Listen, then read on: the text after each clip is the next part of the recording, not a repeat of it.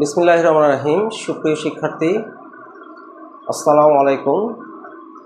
আজকে আমরা যে টপিকটা নিয়ে আলোচনা করব সে টপিকটার নাম হলো উপাংশ।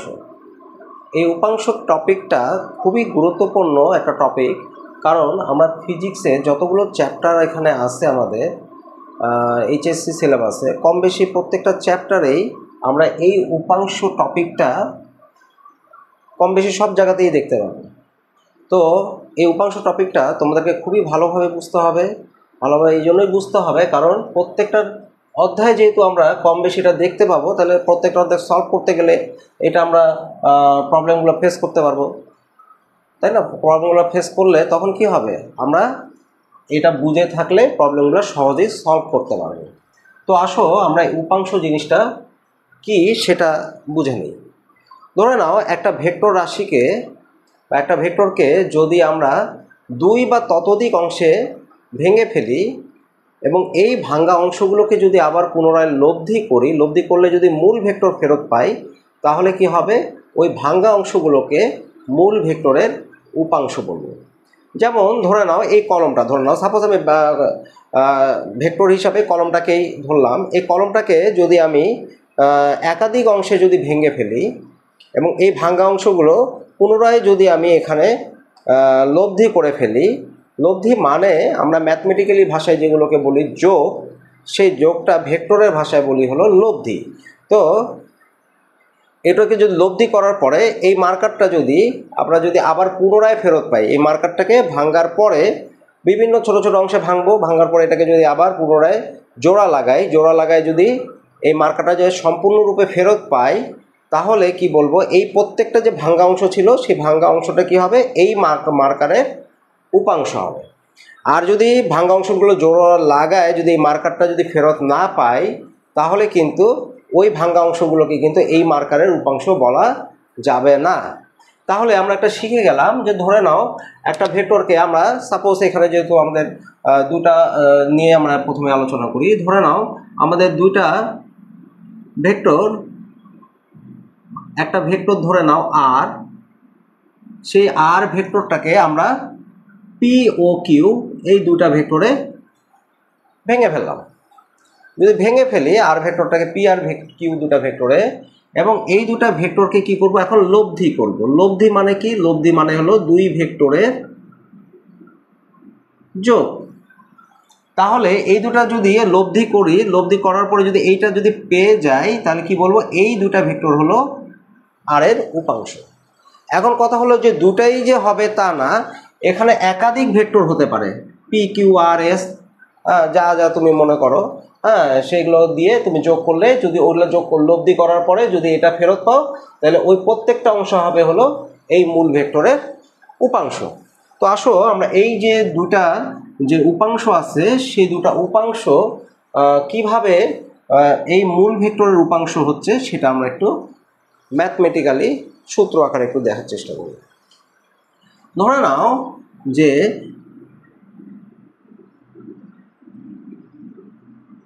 এই বরাবর আমাদের পি যে ভেক্টরটা আছে সেটা দিয়ে কাজ করতেছে, এই বরাবর আমাদের কিউ যে ভেক্টরটা আছে সেটা ক্রিয়া করতেছে। এখন এই দুটা মিলে কি হলো, একটা লব্ধি তৈরি হবে, যেহেতু এই বিন্দুতে ক্রিয়া করতেছে, এই বিন্দু থেকে, তাহলে এদের লব্ধিটা কোন দিকে হবে, না পির দিকে যাবে না কিউর দিকে যাবে, কোন দিক যাবে, আমরা জানি লব্ধির নিয়ম অনুসারে যে এদের মাঝামাঝি কোনো একটা অঞ্চল দিয়ে এদের লব্ধিটা চলে যাবে। তো মাঝামাঝি কোন অঞ্চল দিয়ে চলে যাবে সেটা আমরা বোঝার জন্য সামান্তরিক যে বিধিটা আছে সেই বিধিটা আমরা কি করি, সবসময় ওই ফর্মুলাটা আমরা অ্যাপ্লাই করার চেষ্টা করি। তাহলে আসো দেখি আমরা সামান্তরিক যদি হয়, এটাকে তাহলে আমরা সামান্তরিক আট করে ফেলি। তাহলে সামান্তরিক আট করলে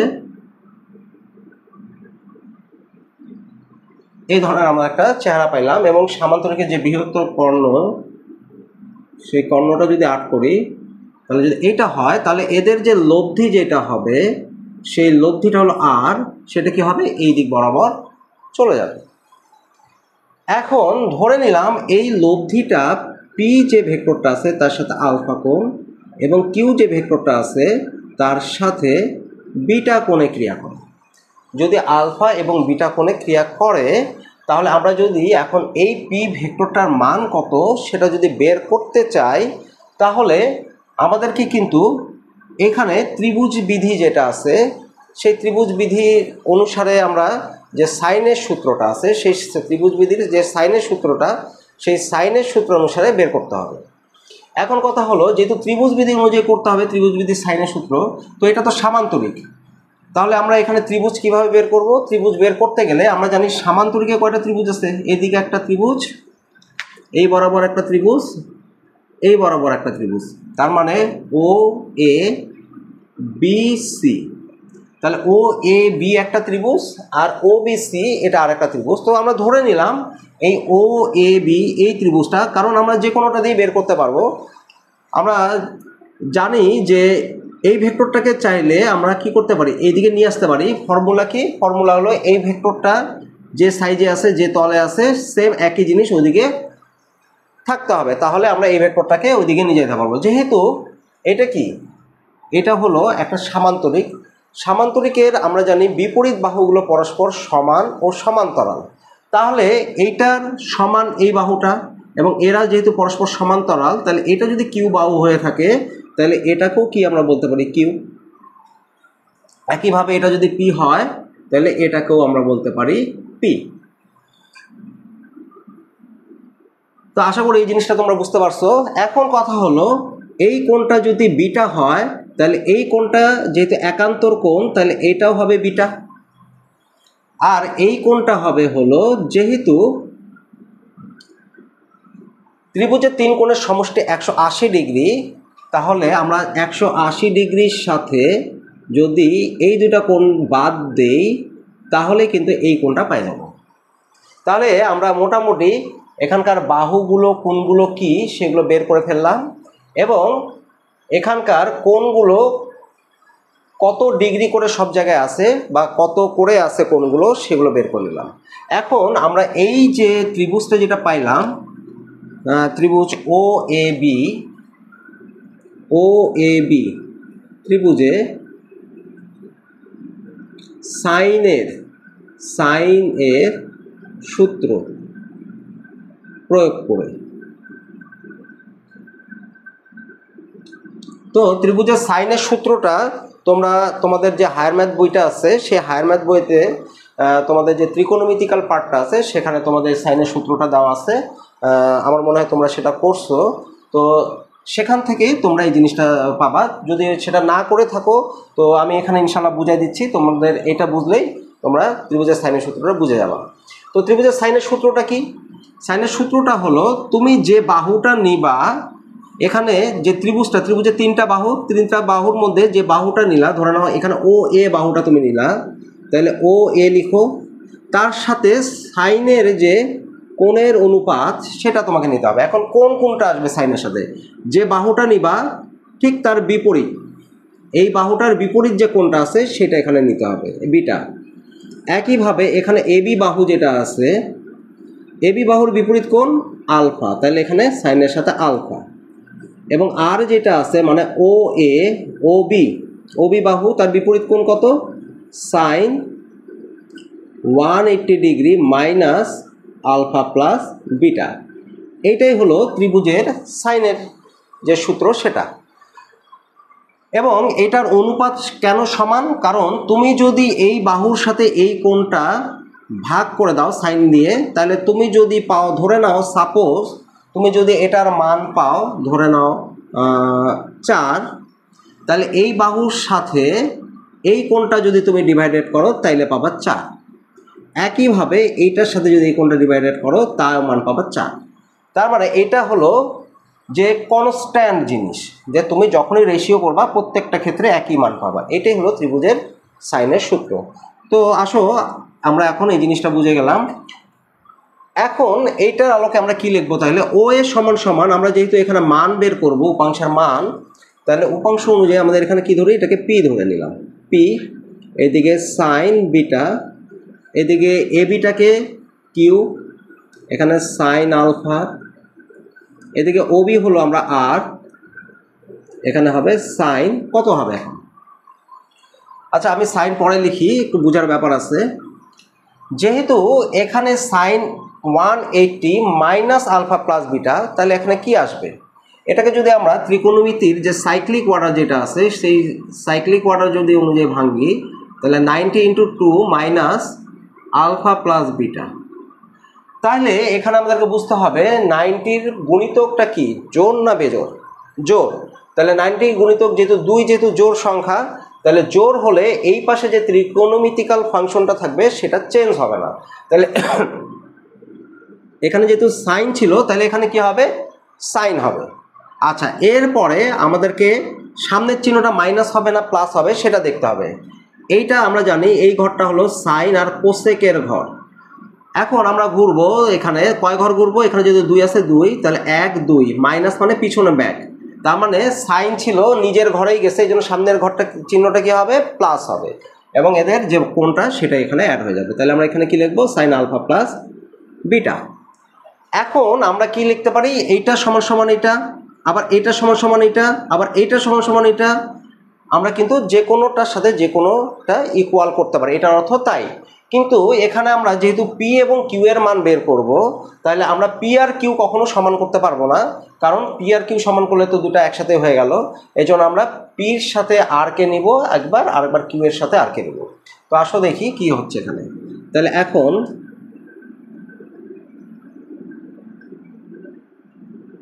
sign beta equal to R sine alpha plus beta, তাহলে বা পি সমান সমান আসতেছে R sine beta sine alpha plus beta. তাহলে এই যে দেখো এই ও এ বরাবর আর ভেক্টরের যে উপাংশ সেটা কিন্তু আমরা এখানে পেয়ে গেলাম, যেটাকে আমরা পি দ্বারা প্রকাশ করলাম। একইভাবে দেখো আবার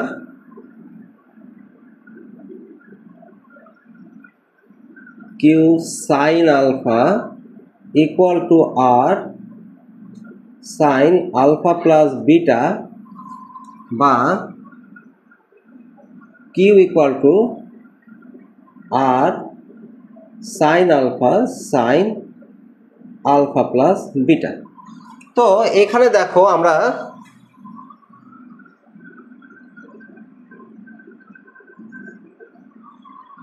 ওসি বরাবর যে আর এর উপাংশ সেটাও পেয়ে গেলাম। তাহলে যদি দুইটা ভেক্টর 90 ডিগ্রি ভিন্ন কোণে আমাদের এখানে ক্রিয়া করে, তাহলে তাদের লব্ধিটা আমরা মানে দুটা ভেক্টরের লব্ধি না, আমরা যেটা বলছিলাম যে একটা ভেক্টরকে যদি দুইটা অংশ তুমি ভাঙ্গো, সেই দুইটা ভাঙ্গা অংশটা যদি 90 ডিগ্রি ভিন্ন কোনো কোণে যদি উপাংশ আকারে থাকে, তাহলে সেই উপাংশগুলোকে কিন্তু আমরা এইভাবে এই ফর্মুলার মাধ্যমে বের করতে পারি। হ্যাঁ, শুধু জিনিসটা তোমাদেরকে মনে রাখতে হবে, উপাংশগুলো কি 90 ডিগ্রি কোণে আছে না 90 ডিগ্রি কোণ ছাড়া আছে। যদি 90 ডিগ্রি কোণ ছাড়া থাকে তাহলে অবশ্যই এই সূত্র দুটো দ্বারাই আমাদের বের হয়ে আসবে।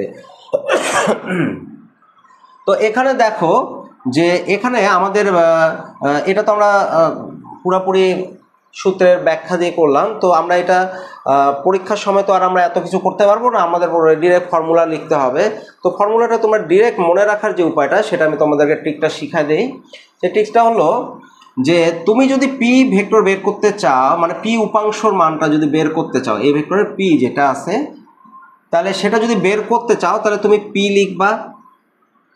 এদের যে মধ্যবর্তী দুটা কোণ আছে সেই দুটা কোণের যোগফল তোমার এখানে তুমি সাইনের সাথে নিচে দিয়ে দিবা, হরে দিয়ে দিবা।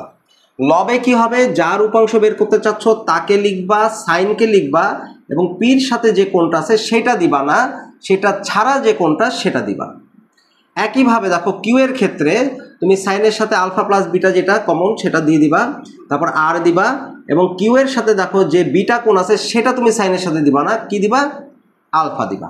এইভাবেই আর কি আমরা যখন পরীক্ষার সময় আসবে, যখন এটাতে ম্যাথ করতে বলবে, তখন কিন্তু আমরা এই ট্রিকটা অ্যাপ্লাই করে এই জিনিসটা মনে করো যে তোমার হলো ম্যাথগুলো প্রবলেম সলভ করে ফেলবো। আচ্ছা, এখন কথা হলো যে যদি আমাদের এটা তো আমি বললাম যে 90 ডিগ্রি ভিন্ন কোণে, মানে দুইটা উপাংশ মধ্যবর্তী কোণ যদি 90 ডিগ্রি না হয় তাহলে এই ক্ষেত্রে এখন কথা হলো যে যদি 90 ডিগ্রি হয়ে যায় তখন কি করব। দুটা উপাংশ আমরা একটা ভেক্টরকে দুইটা উপাংশে তোমার হলো ডিভাইড করে দিলাম এবং এদের মধ্যবর্তী কোণ এখন 90 ডিগ্রি। যদি এটা হয় তাহলে তখন আমরা কি করব।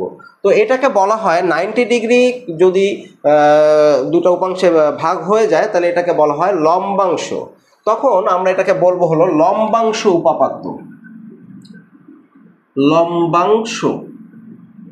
এখন কথা হলো যদি লম্বাংশে ভাগ হয়, ধরে নাও সাপোজ এইটাই এখন লম্বাংশ আকারে ডিভাইড হয়ে গেছে, তাহলে লম্বাংশ মানে কি, দুইটার মধ্যবর্তী প্রথম কন্ডিশন কি ছিল, আলফা আর বিটার মধ্যবর্তী কোণ কি হতে হবে, অবশ্যই 90 ডিগ্রি হতে হবে। তার মানে আমাদের এখানে যেটা ছিল, একটা ছিল আলফা আর একটা ছিল হলো বিটা। এখন এই আলফা আর বিটা এখানে প্রথম কন্ডিশন হলো যে আলফা প্লাস বিটা 90 ডিগ্রি। তাহলে আলফা প্লাস বিটা যদি 90 ডিগ্রি হয়ে যায় তাহলে এটাকে আমরা কি বলবো, লম্বাংশ উপপাদ্য। তাহলে আসো দেখি ওখানে এটা এই ফর্মুলাতে আমরা এই জিনিসটা অ্যাপ্লাই করলে আমাদের জিনিসটা আসে কিনা। তো এই বরাবর যদি আমরা এখন পি নেই আর এই বরাবর যদি আমরা এখন কিউ নেই তাহলে আমাদের পির মান কত আসতেছে সেটাই দেখি। দেখো এখানে আমরা এই ফর্মুলা অনুযায়ী পি যদি আমরা লিখি তাহলে পি সমান সমান আমরা কি জানি, R sine beta sine alpha plus beta. এবং এইখানে আমি দিয়ে দেই, এখানে তোমাদের দিলে তোমাদের বুঝতে সুবিধা হবে এই জিনিসটা। এই কোণটা হলো 90 ডিগ্রি। এখন আমরা এটাকে একটা কোণের মধ্যে যদি আমরা এটাকে কনভার্ট করতে চাই তাহলে কি দাঁড়াচ্ছে, দেখো আমরা কি জানি, alpha plus beta equal to 90 degree. তাহলে বিটা সমান সমান কি হবে, 90 ডিগ্রি মাইনাস আলফা। তো আর সাইন বিটা সমান সমান কি লিখবো, বিটা সমান সমান আমরা লিখলো 90 ডিগ্রি মাইনাস আলফা, এটা মানে আমরা কি লিখবো, সাইন 90 ডিগ্রি। তাহলে এখানে কি দাঁড়াচ্ছে 90 ডিগ্রি। 90 ডিগ্রি যদি হয় সাইক্লিক অর্ডারে আমরা যে জিনিসটা জানি, এই যে এখানে দেখো 90 হলে কি হয়ে যাবে, 90 হলে 90-র গুণিতক আছে হলো 1, তার মানে বেজোড় সংখ্যা। বেজোড় সংখ্যা হলে সাইন চেঞ্জ হয়ে যাবে, সাইন চেঞ্জ হয়ে যায় কি হবে, কস, কস আলফা। এখন কথা হলো সামনের চিহ্নটা মাইনাস হবে না প্লাস হবে, আসলে আমরা কাউন্ট করি, এই যে 1 মাইনাস যেহেতু পিছনের দিকে ব্যাক করবে তার মানে কি অল পজিটিভের ঘরে, অল পজিটিভের ঘরে হলে সামনের চিহ্নটা হবে প্লাস, আর সাইন 90 ডিগ্রির মান তো হলো 1। তাহলে পি আমরা কি পাইলাম, পি পাইলাম হলো আর কস আলফা। একইভাবে আমরা এখন দেখি যে কিউ যেটা আছে সেটা কি দাঁড়াচ্ছে। তাহলে কিউ সমান সমান আমরা জানি হলো আর সাইন আলফা, আর এখানে সাইন আলফা প্লাস বিটা। তাহলে সাইন আলফা প্লাস বিটার মান হলো 90 ডিগ্রি। আর এখানে যেহেতু আমরা আলফা বের করছি, এই আলফাকে আর আমরা চেঞ্জ করতেছি না, আমরা এটাকে আলফায় রেখে দিচ্ছি, সাইন আলফা। তাহলে কিউ, তাহলে অতএব কিউ সমান সমান আমাদের আসলে হলো আর সাইন আলফা। এখন একটা জিনিস খেয়াল করে আমরা দেখতে পাচ্ছি, সেটা হলো যে পি বরাবর আমাদের যে উপাংশটা সেটা আমরা পাইলাম আর কস আলফা, আর কিউ বরাবর উপাংশটা পাইলাম আর সাইন আলফা। তো এটা আমরা এই যে ফর্মুলাটা যে আছে সেই ফর্মুলাটার মাধ্যমে বের করে ফেলতে পারলাম। তো এইভাবে আমরা কি হলো, আমাদের যে কোনো ম্যাথ আমাদের যে কোনো ডিগ্রিতে দিক না কেন আমরা এই ফর্মুলাটার মাধ্যমে কিন্তু বের করে ফেলতে পারবো ইনশাল্লাহ। এখন কথা হলো যে এইটার আবার একটা শর্ট ট্রিক্স আছে। সেই ট্রিক্সটা হলো, সেটা হলো যে যদি দুইটা ভেক্টর মানে দুটো উপাংশ পরস্পর একটা, ধরে নাও এটা একটা পি একটা ভেক্টর ধরে নাও, এবার পি না আমি ধরে নেই এবার এ দিই না, তাহলে একটু আলাদা হয়ে যাবে। এ দিলাম।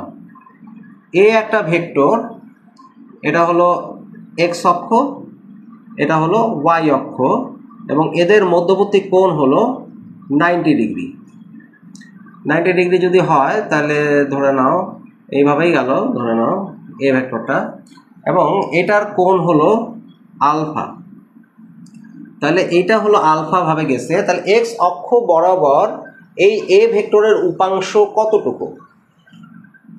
তাহলে এর উপাংশটা এক্স অক্ষ বরাবর যদি আমরা বের করতে চাই তাহলে কত আসবে? আমরা কি লিখবো? এটা শর্ট ফর্মুলা হলো, একদম কোনো কিছু দেখার দরকার নেই এদিকে কি আছে, আমাদের কোনো কিছু দেখার দরকার নাই।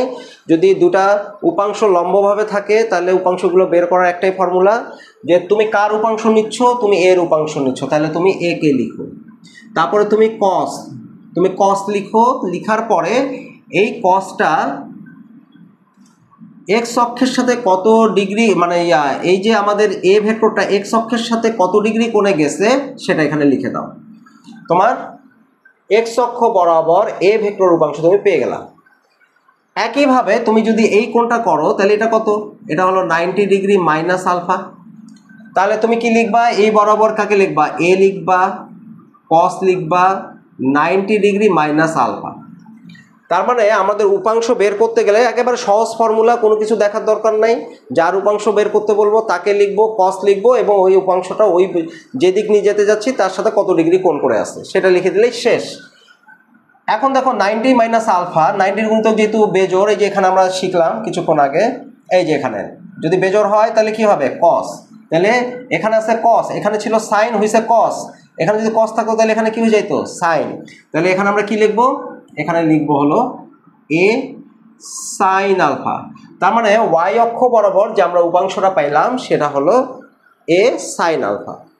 এখন আমাদের মধ্যে অনেকের একটা ভুল ধারণা আছে যে ওয়াই অক্ষ বরাবর হলেই হবে সাইন আলফা, এক্স অক্ষ বরাবর হলেই হবে হলো কস আলফা। তো এই ভুল ধারণাটা কিন্তু আমাদের থাকা যাবে না। এখন তোমাদেরকে মনে রাখতে হবে যে কোণ যেখানে থাকবে সেখানেই হবে কস, কোণ যেখানে থাকবে না সেখানেই হবে সাইন। যেমন ধরে নাও এইখানে এটা যদি এখন এইভাবে কাজ করতো, ধরে নাও আলফাটা আছে এই দিক, এ ভেক্টর এই দিক, এক্স অক্ষ বরাবর এই দিক, ওয়াই অক্ষ বরাবর এই দিক। এখন তোমাকে যদি বলি যে ওয়াই অক্ষ বরাবর এর উপাংশ কত, তাহলে তোমাকে কি লিখতে হবে? এ লিখতে হবে, কস লিখতে হবে, এবং এদের মধ্যবর্তী কোণ কত? আলফা। এই যে আলফা লিখে দিলাম। এক্স অক্ষ বরাবর এর উপাংশ কত? তাহলে এদিকে কত কোণ আছে? এদিকে আছে হলো 90 ডিগ্রি মাইনাস আলফা। তাহলে সেই অনুযায়ী তুমি কি লিখবা? এ কস মধ্যবর্তী কোণ 90 ডিগ্রি মাইনাস আলফা। তাহলে এখানে হচ্ছে কত? এ সাইন আলফা। এখানে দেখো এক্স অক্ষ বরাবর কিন্তু সাইন চলে আসলো, আর এখানে ওয়াই অক্ষ বরাবর কিন্তু কস চলে আসলো। তো এখানে কিন্তু এই ভুলটা তোমাদের থাকা যাবে না। তো আরেকটা জিনিস তোমরা মনে রাখবা, যেদিকে কোণ থাকবে সেদিকে হবে কস, আর যেদিকে লম্ব বরাবর যদি হয়, আর যেদিকে কোণ থাকবে না সেদিকে হবে হলো সাইন, এবং ওই কোণটাই হবে ওখানে। ঠিক আছে? তার মানে যেদিকে কোণ থাকবে সেদিকে কি হবে? যার উপাংশ বলবা সে আসবে, কস আসবে, এবং ওই কোণটা। আর যেদিকে কোণটা দেওয়া থাকবে না সেদিকে যার উপাংশ বলবে সে থাকবে, সাইন থাকবে, এবং ওই কোণটা ওখানে যায় অ্যাড হয়ে যাবে। তো এটা হলো আমাদের একেবারে শর্ট ট্রিক্স। তো এই জিনিসটা তোমরা অ্যাপ্লাই করবা, তাহলে তোমাদের খুব সহজে তোমরা ম্যাথগুলো খুব তাড়াতাড়ি করে ফেলতে পারবে। আচ্ছা, আর একটা জিনিস, আমি শুরুতে একটা জিনিস বলছিলাম যে একটা ভেক্টরকে ভেঙে ফেললে যদি 2 বা ততোধিক অংশে ভাঙো, এবং ওই ভাঙ্গা অংশগুলোকে যদি তুমি লব্ধি করো, লব্ধি করার ফলে যদি মূল জিনিস ফেরত পাওয়া যায় তাহলে ওই ভাঙ্গা অংশগুলোকে কি বলবা? মূল জিনিসের উপাংশ বলবা। তো আসো আমরা এইটার মাধ্যমে যে সংজ্ঞাটা দিছিলাম সেটা আসলে কতটুকু সঠিক সেটা একটু যাচাই করি। দেখো, আমরা লব্ধি নির্ণয়ের একটা সূত্র আছে, সেই লব্ধি নির্ণয়ের যে সূত্রটা, সেই সূত্রটা আমরা জানি যে ভেক্টরের ক্ষেত্রে লব্ধির মান নির্ণয়ের একটা সূত্র আছে।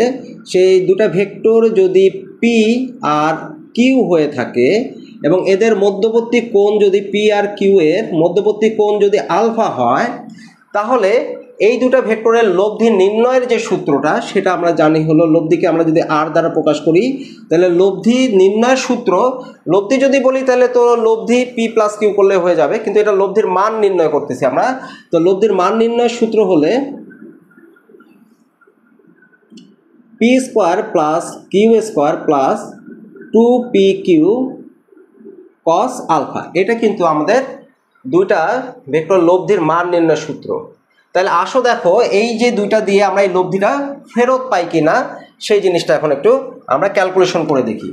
তাহলে এই অনুযায়ী আমরা পিকে যদি এটা ধরি তাহলে কি দাঁড়াচ্ছে বলো তো, ধরো না এটা উপরেরটাই ধরতেছি, বা এই উপরের নিচে যে কোনো একটা ধরলেই হলো, দুটাতে একই ইয়া। তাহলে ধরে নাও পি সমান সমান এ কস আলফা, এ কস আলফা তার উপরে স্কোয়ার, কিউ সমান সমান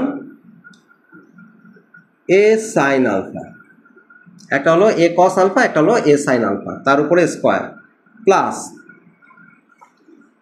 2 ইন্টু এ কস আলফা ইন্টু এ সাইন আলফা ইন্টু কস মধ্যবর্তী কোণ, এটা হলো পি আর কিউ এর মধ্যবর্তী কোণ, মানে এইটা আর এটার মধ্যবর্তী কোণ কত 90 ডিগ্রি, তাই না, ইয়ে 90 ডিগ্রি। তাহলে এখানে আমরা 90 ডিগ্রি লিখব। তাহলে কস 90 ডিগ্রির মান কত, কস 90 ডিগ্রির মান হলো 0। তাহলে 0 হলে এই পোর্শনটা কী হয়ে যাবে, টোটালি 0 হয়ে যাবে। তাহলে 0 যদি হয়ে যায় তাহলে আমরা এখন কি পাচ্ছি, তাহলে A square cos square alpha plus A square sine square alpha. এখন আমরা যদি এখান থেকে যদি এ স্কোয়ার কমন নেই তাহলে আমরা পাচ্ছি হলো cos square alpha plus sine square alpha. তাহলে আমাদের এ স্কোয়ার আর এখান থেকে আমাদের কস স্কোয়ার সাইন স্কোয়ারের মান 1 হলে এটা আমরা কি পাচ্ছি .1। তাহলে এ স্কোয়ার যদি হয় তাহলে এখানে মান হচ্ছে এ।